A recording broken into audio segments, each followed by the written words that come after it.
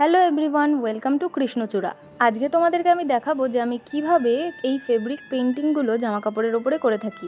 তো কালারের জন্য আমি ইউজ করি ক্যামেলের অ্যাক্রেলিক কালার বা ফেব্রিকা। এটা আমি বড় শিশিটা নিয়েছি কারণ আমাদের অনেক বেশি পরিমাণে লাগে। তো এই রঙটা ঢেলে নেওয়ার পর আমি দেখলাম যে এই রঙটা একটু গাঢ় হয়ে গিয়েছে, মানে বেশ অনেক কয়েকদিন ধরেই এই রঙটা ব্যবহার করছি, তো এই রঙটা বেশ গাঢ় হয়ে গেছে। তো সেই কারণেই কিন্তু আমি ইউজ করছি মিডিয়াম ওয়ান। এই মিডিয়াম ওয়ানটার যে কোনো স্টেশনারি দোকানে তোমরা পেয়ে যাবে, দাম মাত্র 30 টাকা। মিডিয়াম ওয়ানটা অ্যাকচুয়ালি কী সেটা ভালো করে জেনে নাও। এটা হলো for transparency and water colour effect, মানে এই মিডিয়াম ওয়ানটা কিন্তু হলো অ্যাকচুয়ালি একটা রঙের থিনার। মানে এই রঙটা যেহেতু অনেক গাঢ় হয়ে গেছে, তো মিডিয়াম ওয়ান দিলে এই রঙটা একটু পাতলা হবে। যেমন দেখো এই রঙটা কতটা গাঢ় হয়ে গেছিলো, আমি মিডিয়াম ওয়ানটা মিক্স করার পর এটা একটু পাতলা হয়ে গেল।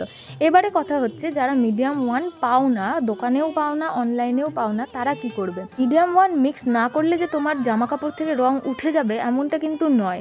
শুধুমাত্র জল ইউজ করতে আমরা এই কারণেই বারণ করি, কারণ জল যদি ইউজ করো তাহলে কিন্তু জামা কাপড়ের মধ্যে রংটা ছড়িয়ে যাওয়ার সম্ভাবনা থাকে। কিন্তু মিডিয়াম ওয়ানটা মিক্স করলে, যেহেতু এটা একটা থিনার, তো মিডিয়াম ওয়ান মিক্স করলে কিন্তু এই রং ছড়িয়ে যাওয়ার সম্ভাবনা থাকে না। তবে যারা একান্তই মিডিয়াম ওয়ান খুঁজে পাচ্ছ না বা কিনতে পারছো না, তারা কিন্তু খুব সামান্য পরিমাণ জল মিক্স করেও ব্যবহার করতে পারো এই অ্যাক্রেলিক কালারগুলো। সেক্ষেত্রে তোমাদেরকে জামা কাপড় কাচার সময় একটু সাবধানতা অবলম্বন করতে হবে। তোমরা ডিটারজেন্ট পাউডার ইউজ করবে না এবং ওয়াশিং মেশিন অ্যাভয়েড করবে, তাহলেই কিন্তু তোমাদের জামা কাপড় একদম অক্ষুণ্ণ অবস্থায় থেকে যাবে। দেখো, যে কোনো জিনিসের লংজিভিটি কিন্তু তার যত্নের উপরে ডিপেন্ড করে, তাই তোমাদেরকে সবসময় এটা মাথায় রাখতে হবে যেন তোমার জিনিসের তুমি ভালো মতন যত্ন করো। তো এবার তোমাদেরকে কাজটা শুরু করে দেখাই, আর সাথে একটা বর্ডার কলকার টিউটোরিয়ালও দেখিয়ে দিই। তো সবার প্রথমে এই বর্ডার কলকার জন্য আমি কিন্তু একটা লাইন টেনে নিই। যেমনটা কি তোমরা দেখতে পাচ্ছ, আমি ডিরেক্টলি লাইনটা টানছি কিন্তু কালার দিয়ে। কিন্তু যারা তোমরা বিগিনার আছো তারা কিন্তু অবশ্যই আগে পেন্সিল আর স্কেল দিয়ে দাগ টেনে নেবে, তারপরে এই কাজগুলো করা শুরু করবে। তো এই বর্ডার কলকাটা করার জন্য সবার প্রথমেই আমি একটা সি মোটিভ এঁকে নেব। ভালো করে দেখো, যেভাবে আমি সি মোটিভ আঁকা তোমাদেরকে এর আগেও শিখিয়েছিলাম আমার ইনস্টাগ্রাম পেজে, ঠিক সেইভাবেই ক্লকওয়াইজ গোল গোল তুলিটাকে ঘোরাবে এবং তারপর আস্তে করে তুলিটাকে সার্কেল থেকে বার করে সি যেভাবে আঁকে সেইভাবে এঁকে দেবে।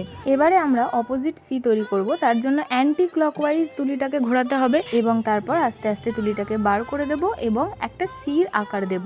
এইভাবে কিন্তু আমি পরপর একে অপরের অপোজিট সিগুলো আঁকতে থাকবো। তারপর দেখো, যেই জায়গাগুলো ফাঁকা রয়েছে সেই জায়গাগুলো আমাদেরকে এবার ভরাট করতে হবে। তো ভরাট করার জন্য কিভাবে কি করব, এই জিনিসগুলো তোমাদেরকে কিন্তু ভালো করে নিজেদেরকে বুঝতে হবে। মানে যেই জায়গাটায় আমি এখন পাতা মোটিভ দিচ্ছি, এখানে কিন্তু আমি চাইলেই একটা আম কলকা দিতে পারতাম, কিন্তু তাহলে কি জিনিসটা দেখতে ভালো লাগতো? একদমই না। তো সেই রকমই তোমাদেরকে এটা মাথায় রাখতে হবে যে কোথায় কোন মোটিভ দিলে আমার কলকাটা সামঞ্জস্যপূর্ণ হবে, সেটা মাথায় রেখেই পুরো কলকাটাকে তোমাকে ভরাট করতে হবে।